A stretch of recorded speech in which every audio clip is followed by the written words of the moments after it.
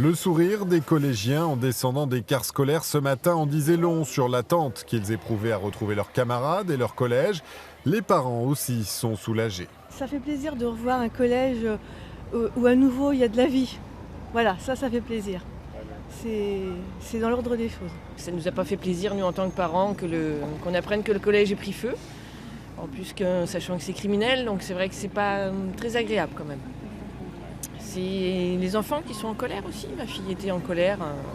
Elle ne comprenait pas pourquoi on pouvait faire ça, mettre le feu à un collège.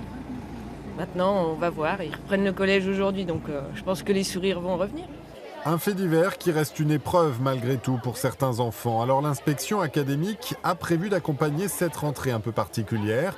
Dans chaque classe, les professeurs ont organisé un temps d'accueil et d'échange. Il va y avoir la possibilité d'exprimer un peu leurs émotions, mettre des mots sur ce qui a pu être parfois une douleur, de voir le collège détruit.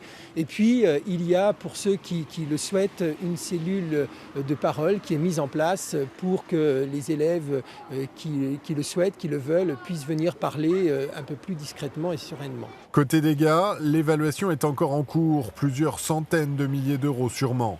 En attendant, une semaine de travaux aura été nécessaire pour remettre en sécurité le bâtiment. La façade était toute abîmée, donc il a fallu bâcher pour protéger les bâtiments et puis surtout pour protéger aussi la vue des élèves. Parce qu'arriver puis voir son collège brûler, tout ça, c'est quand même compliqué psychologiquement.